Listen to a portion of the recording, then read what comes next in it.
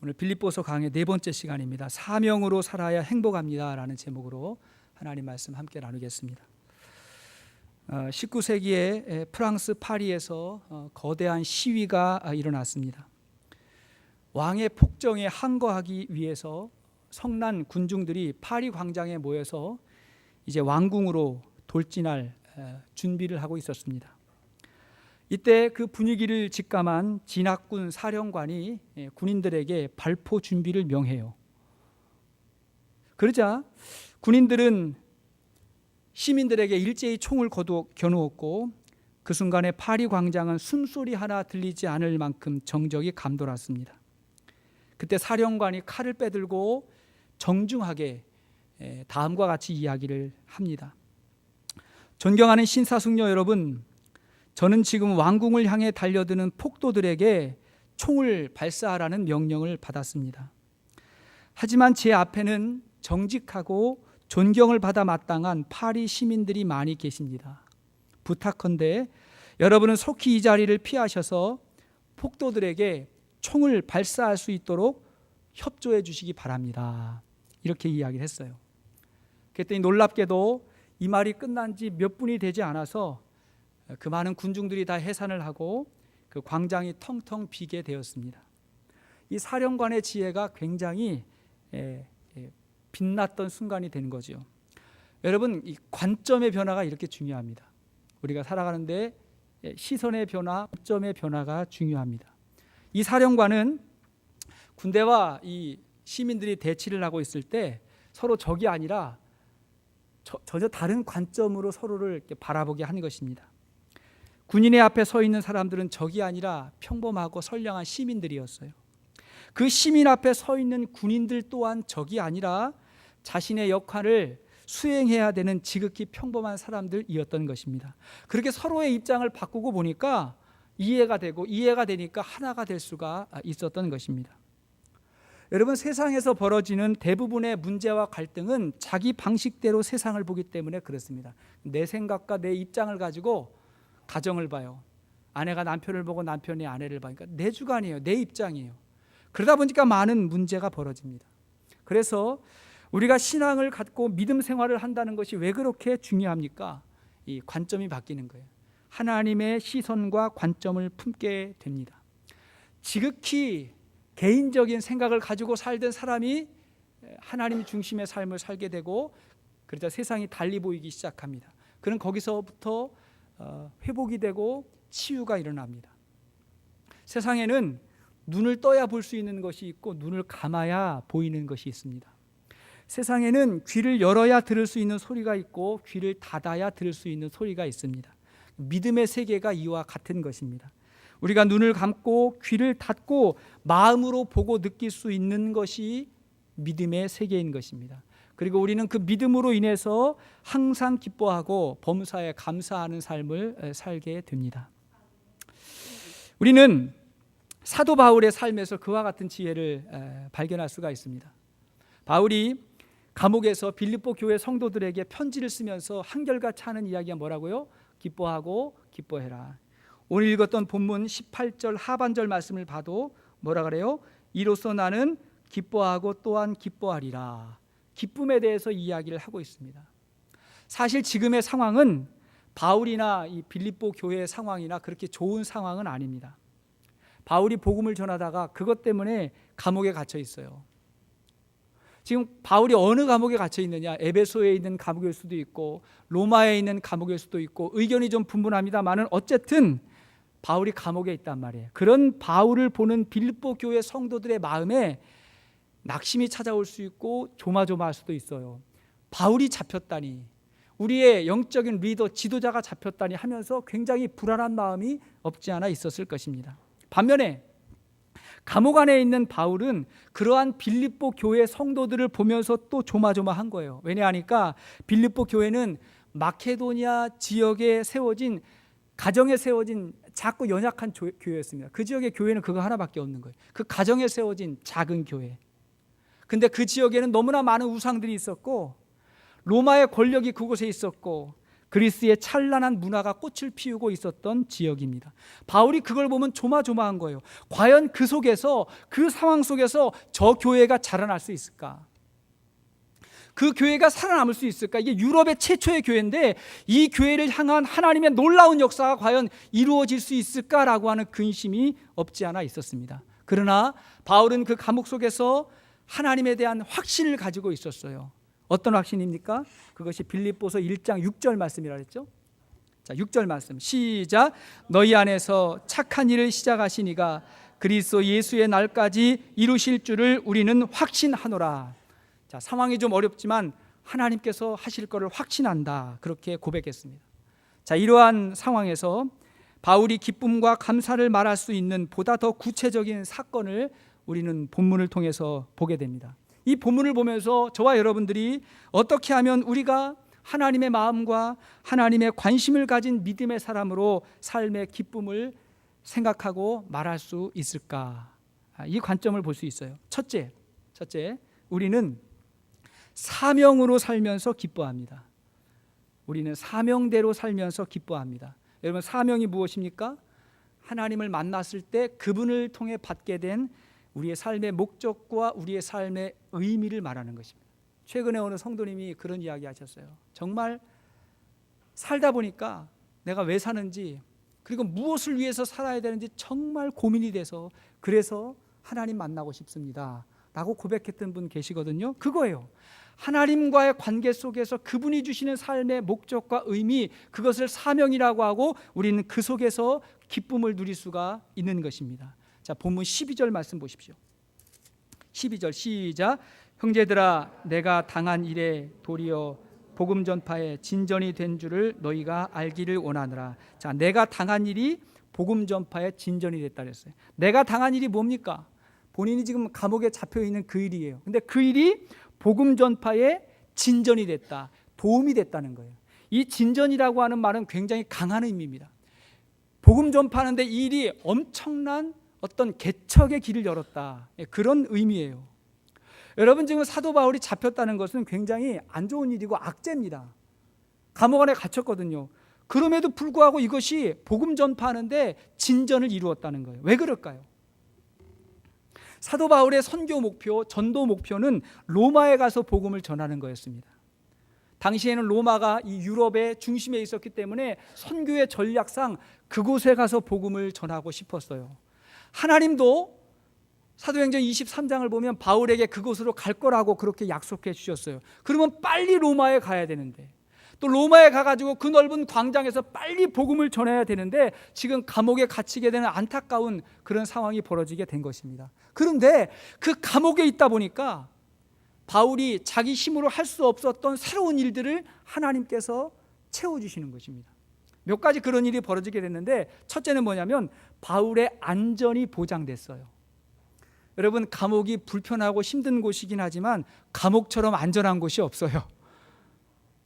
당시에 바울 주위에 사도행전 23장에 바울을 죽이기 전에는 먹지도 않고 마시지도 않겠다고 동맹을 맺은 사람이 40여 명이나 됐어요. 유대인들이 바울 죽여야 되겠다고 막 찾아다녔는데, 근데 바울이 죄수가 되니까 누가 지켜줘요? 로마의 군사들이 지켜주는 것입니다.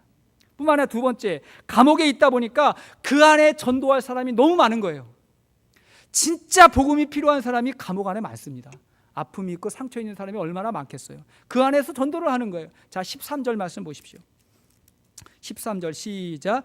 이러므로 나의 매임이 그리스도 안에서 모든 시위대 안과 그 밖의 모든 사람에게 나타났으니, 나의 매임이, 나의 작품이 그리스도 안에서 모든 시위대 안과, 바울을 잡고 있는 그 시위대 안과 그 밖의 모든 사람에게 나타났다. 바울이 복음 전하다가 잡혔다고 하는 소문을 들었어요. 감옥 안에 있는 사람도 들고 죄수도 듣고 주위 많은 사람 들었어요. 듣고 보니까 바울이 어떤 사람인지에 대해서 관심을 갖게 된 거예요. 여러분, 그 안중근 의사가 이토 히로부미를 죽이고 나서 일본의 감옥에 갇혔을 때 안중근 의사를 이렇게 잡고 있던 간수들이 다 안중근 의사를 존경했다는 사실을 아십니까?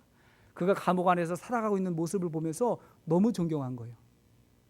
그 후손들이 지금도 안중근 의사를 너무 존경합니다. 그런 일이 벌어지게 된 거예요. 바울하고 같이 감옥에 있으면서. 자, 어떤 해설에 의하면 당시에 죄수와 간수는 죄수와 시위대는 같이 묶어놨다.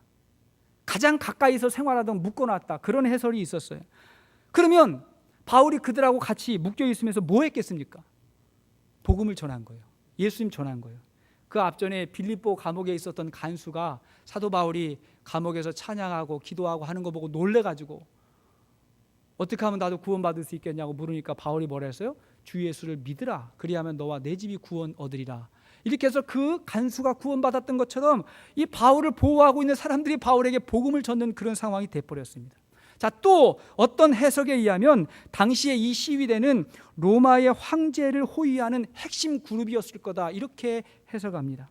이들은 단순한 군인이 아니라 로마의 엘리트 계층의 사람들이었다는 거예요. 그러니까 로마 정부에서 바울의 죄를 상당히 비중 있게 다루었다는 거예요. 그런 사람하고 만났어요. 교제했어요. 이 왕의 시위대는 보통 4명씩 짝을 이뤄가지고 하루 6시간씩 교대하면서 이 죄수를 돌보았다고 하니까 가만히 있는데도 막 VIP가 찾아온 거예요. 바울 앞에 와가지고 그들에게 막 그냥 복음을 전하고 예수를 전하고 그랬던 거예요. 거기서 회심의 역사가 일어나게 되었습니다.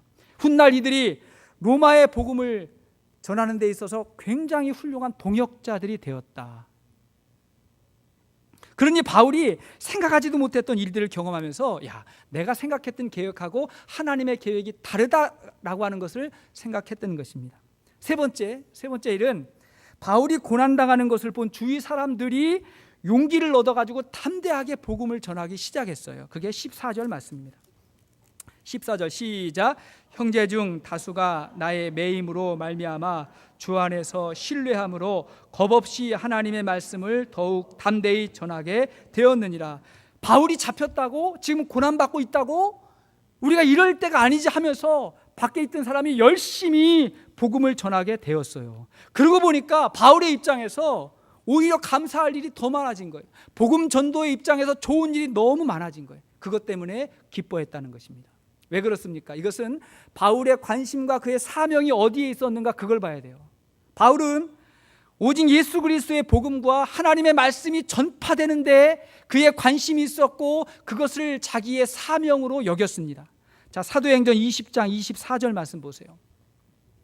사도행전 20장 24절 사도 바울의 고백이에요. 시작. 내가 달려갈 길과 주 예수께 받은 사명 곧 하나님의 은혜의 복음을 증언하는 일을 마치려 하면은 나의 생명조차 조금도 귀한 것으로 여기지 아니하노라. 하나님의 복음을 전하는 이거 마치는 일에는 내 생명도 아깝지 않다. 이렇게 고백했던 바울이에요. 더 나아가서 내 삶의 이유, 존재의 이유가 여기에 있다고 로마서 14장 8절에 이렇게 고백을 했어요. 자, 시작. 우리가 살아도 주를 위하여 살고 죽어도 주를 위하여 죽나니 그러므로 사나 죽으나 우리가 주의 것이로다. 아멘. 살아가는 이유가 하나님에게 있다. 사도 바울이 그렇게 고백하고 그렇게 살았던 거예요. 여러분, 세상에서 가장 불쌍한 사람이 어떤 사람인지 아세요? 가장 불쌍한 사람은 죽도록 일만 하다가 정말 죽는 사람이에요. 불쌍한 사람이에요. 두 번째, 그럼 세상에서 가장 안타까운 사람은 어떤 사람인가? 안타까운 사람은 자기 몸 돌보지 아니하고 돈만 보며 살다가 벌어놓은 돈 다 병원에 갖다 주는 사람이랍니다. 안타까운 사람. 그러면 세상에서 가장 행복한 사람은 어떤 사람일까요? 가장 행복한 사람은 이 일 하다가 죽어도 행복할 만큼 가치 있고 아름다운 삶을 살아가는 거예요. 이거 하는데 너무 기쁘다, 너무 즐겁다, 나 이 일 하다가 살면 내 삶에 의미가 있다, 가치가 있다, 한이 없다 라고 고백하는 그 가치, 그 가치는 영원해야 됩니다. 그리고 그 영원한 가치를 하나님께서 우리에게 사명으로 주시는 줄로 믿습니다. 하나님과의 관계 속에서 우리가 발견하는 사명인 거예요. 예수님께서 많은 사람들을 부르실 때 처음에는 와서 봐라 이렇게 이야기했어요. 따라합시다. 와서 보라. 너희들 와서 봐라. 와서 보라. 그 연약한 사람들이 할 수 있는 게 없어요. 그러니까 와서 보기만 하면 돼요. 예수님이 누군지, 그분이 무슨 말씀을 하시는지, 어떻게 하시는지를 와서 보기만 하면 돼요. 그 다음에 온 사람들에게 예수님 뭐라 그랬냐면 나를 따르라 그랬어요. 따라합시다. 나를 따르라. 나를 따르라. 그러면서 그들에게 제자의 삶이 시작이 되었습니다. 그렇게 제자의 삶이 시작이 되고 그들이 성숙하게 변화되어서 그들을 보낼 때 예수님께서 뭐라고 이야기하셨냐면 가서 죽으라 그렇게 하셨어요. 따라합시다. 가서 죽으라. 이게 무슨 말이에요? 이제 너희들이 진리를 알았으니까 그 일 하다가 죽어도 좋을 만한 그런 사명 발견하고 그렇게 살라는 것입니다. 그게 사명자의 삶이에요. 그랬더니 사도 바울이 뭐라고 이야기하냐면 나는 죽었다 그렇게 고백하는 것입니다. 따라합시다. 나는 죽었다. 그게 우리 성도의 고백이 아니에요? 나는 죽었습니다. 예수 안에서 나는 죽었습니다. 그것이 갈라디아서 2장 20절의 말씀입니다. 자, 시작. 내가 그리스도와 함께 십자가에 못 박혔나니 그런즉 이제는 내가 사는 것이 아니요 오직 내 안에 그리스도께서 사시는 것이라. 뭐라 그래요? 내가 십자가에 못 박혀 죽었다. 그렇게 죽었더니 예수 안에서 내가 다시 살아났다. 그게 뭐예요? 사명자의 삶이 다시 시작됐다는 것입니다. 우리 모두는 다 하나님을 만나서 사명을 발견해야 돼요. 그분이 우리를 부르셨어요. 콜링하셨어요. 그냥 그분이 우리를 보내세요. 미션을 주세요. 사명을 주세요. 그 사명은 하나님의 영광을 위해서 살아야 되는 우리의 삶의 목적과 삶의 의미를 말하는 것입니다. 저는 저와 여러분들의 삶을 통해서 하나님의 영광이 나타날 수 있기를 주의 이름으로 축원합니다. 사도 바울에게 그것은 복음이었고 예수 그리스도 안에서 살아가는 삶이었어요. 여러분들 우리 모두가 다 예수 그리스도 안에 살면서 하나님께서 우리에게 가장 의미 있고 가장 가치 있고 우리 삶의 목적이라고 여겨질 수 있는 그런 사명 발견할 수 있기를 바랍니다. 여러분들의 사명은 무엇입니까? 이런 사명자에게는 두 가지 특징이 있어요. 첫째는 뭐냐면요, 아주 보통은 고난 가운데 사명을 발견합니다. 시련과 실패, 고통 가운데 전에 알지 못했던 이 삶의 의미나 하나님의 사명을 발견하게 됩니다. 그래서 고난이 위장된 축복이라는 말을 우리가 하는 것입니다. 두 번째는 뭐냐면 그렇게 고난을 극복하고 나면 더 큰 능력이 임해요. 우리 가운데 있는 아픔과 고난을 극복하지 못하면 그게 상처가 되고 분노가 되고 한이 되지만 그걸 극복하고 나면 그것이 우리에게 능력이 돼서 정말 우리 삶 가운데 많은 일들을 감당할 수 있는 축복의 도구가 되는 것입니다.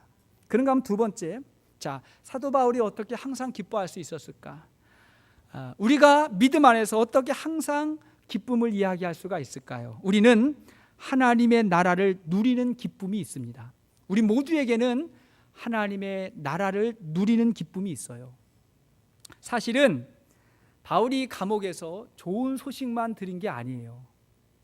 바울이 감옥에 갇혔을 때 두 가지의 소식을 듣게 되었습니다. 하나는 뭐냐면 어떤 사람들이 사도 바울 때문에 우리가 더 열심히 전도해야 되겠다라고 좋은 의도로 복음을 전했던 사람이 있었어요. 반면에 어떤 사람들은 바울에게 시기와 질투심을 가지고 있었던 사람들이 있었는데 그들도 열심히 복음을 전했어요. 그게 15절 말씀입니다.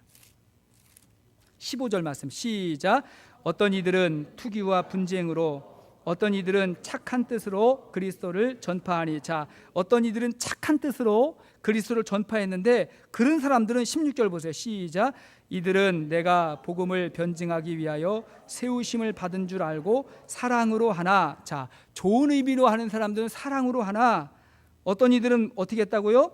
투기와 분쟁으로 했다. 이 사람들도 예수님 믿는 사람이에요. 교회 안에 있는 사람이었어요. 근데 이들은 사도 바울에게 시기하고 질투심을 가지고 있는 사람들, 바울의 사도권을 인정하지 아니하고 바울과 경쟁적으로 있었던 그런 사람들이었어요. 근데 이들이 바울이 잡혔다라고 하는 것을 듣고 한편으로는 좋아하면서도 이제 우리에게 기회가 왔다 그러면서 시기심과 질투심으로 그리스도를 전했다는 것입니다. 자, 17절 말씀 보십시오. 시작. 그들은 나의 매임에 괴로움을 더하게 할 줄로 생각하여 순수하지 못하게 다툼으로 그리스도를 전파하느니라. 이들은 순수하지 못했다는 거예요. 시기와 질투심이 있었다. 여러분, 보통 시기하고 질투 많이 하는 사람들은 좀 미숙한 사람이죠. 어린아이와 같은 사람. 영적으로 어린아이와 같으면 시기하고 질투해요. 근데 가끔 우리가 교회 안에서 사역하고 봉사하다가 시기할 때 있죠. 누가 드러나고 누가 앞서 그러면 마음이 좀 불편해가지고 시기하고 안 할 말도 하게 되고 그럴 때가 있었는데, 이런 상황 가운데 바울의 반응이 어땠냐는 거예요. 바울의 반응이 어땠냐면 그게 18절입니다. 시작. 그러면 무엇이냐? 거칠애로 하나 참으로 하나 무슨 방도로 하든지 전파되는 것은 그리스도니 이로써 나는 기뻐하고 또한 기뻐하리라. 바울이 반응이 뭐예요? 아무러면 어떠냐? 예수님만 전해지면 되지. 나는 기쁘고 기쁘다. 그러는 거예요. 나를 미워해도 좋고 나를 비난해도 좋은데, 그래서 예수님만 전해질 수 있다면, 한 영혼이라도 더 구원받을 수 있다면 나는 그것으로 족하다는 것입니다. 왜냐하면 바울은 이미 자신이 죽었다고 선언했어요. 자신이 살아가는 이유가 오직 그리스도의 복음을 위해서 살아간다고 그렇게 선언했어요. 그런데 아무러면 어떠냐는 거예요. 내가 드러나지 않아도 나를 싫어해가지고 그것이 오히려 저들의 열심이 돼서 그래서 복음을 열심히 전하면 그게 어떻겠냐? 좋은 일이다. 그러면서 기뻐했던 거예요. 사랑하는 여러분, 우리가 세상을 살면서 혹은 주의 일을 감당하고 섬기면서 이런 여유와 넉넉함이 있었으면 좋겠습니다. 이건 마음의 여유예요. 자존심과 열등감에서 자유하실 수 있기를 바랍니다. 남 잘 되는 거 보면 배 아픈 것도 다 버리실 수 있기를 바랍니다. 혹시 내가 그런 입장이 돼도 괜찮다고 생각하실 수 있기를 바랍니다. 우리는 어차피 나의 영광을 위해서 사는 것이 아니라 하나님의 영광을 위해서 사는 그리스도인들이에요. 그러므로 내가 아니라 다른 사람이 드러나도 괜찮고, 우리 교회가 아니라 다른 교회가 드러나도 괜찮은 거예요. 그것으로 말미암아 복음이 전해질 수 있다면 괜찮다. 나는 기뻐하고 기뻐한다. 근데 여러분, 누가 이런 마음 가질 수 있을까요? 아무나 가질 수 있는 게 아니에요. 누가 이런 마음 갖냐면 땅의 것이 아니라 영원한 하나님의 나라를 보고 살아가는 사람이 이런 마음을 갖게 됩니다. 하나님의 나라는 사랑과 은혜의 나라예요. 그 하나님의 나라를 갈망하는 사람의 마음에는 이미 하나님의 사랑과 은혜가 임한 것입니다. 그걸 경험하고 있어요.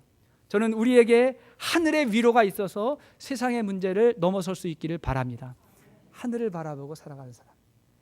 제가 지난주에 신문을 보다 보니까 어느 기자가 지난번에 이제 교황이 한국에 오셔서 며칠 동안 이렇게 지내면서 모든 언론이 이제 그 이야기를 토픽으로 다루지 않았습니까? 근데 그 교황과 관련된 기사가 각 신문사에서 어떤 관점으로 그 교황의 기사를 다루고 있는가를 또 분석해가지고 기사를 썼더라고요.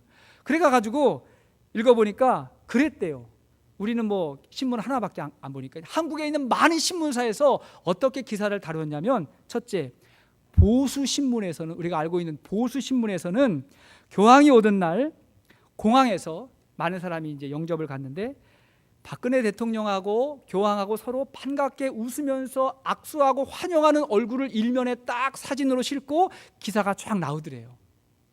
반면에 진보적 신문에서는 그 장소에 교황이 세월호의 희생자들, 그 가족들하고 악수하고 그들을 위로하는 그 모습, 그 사진이 일면에 딱 나오고 그리고 기사가 쫙 나오더래요. 반면에 중도적인 신문, 이제 뭐 보수다 진보다 이렇게 이야기하지 않는 중도적인 신문은 어떻게 내냐면 그냥 교황만 나오더래요. 그냥 그 얼굴만 이렇게 나오더랍니다. 그러면서 뭐라고 이야기하냐면, 세상의 관심이라는 게 뭐냐면 이미 내가 보고자 하는 것만 보고 관심 갖고자 하는 데만 관심이 있고 내가 말하고자 하는 것만 말하는 거예요. 이미 그 앵글이 정해졌어요. 이미 안경을 쓰고 있어요. 그 관점으로 보는 거예요. 근데 우리 모두가 이와 비슷해요. 마찬가지예요. 우리에게도 관점이 있고 관심이 있고 하고 싶은 말이 있어요. 그렇다면 우리가 그리스도인으로서 세상 사람들하고 똑같은 관점과 관심을 가지고 보고 말해야 되겠습니까? 저는 그렇지 않다고 생각합니다. 우리 그리스도인들은 하나님의 사랑과 은혜의 관점으로 세상을 보는 거예요.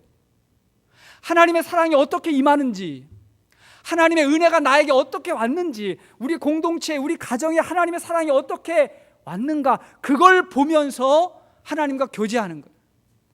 저는 이것이 믿음의 삶인 줄로 믿습니다. 그러면 시기하거나 질투하거나 공격하는 삶을 살지 않습니다. 그런 것들이 하나님 나라의 삶에 합당하지 않기 때문에 그렇습니다.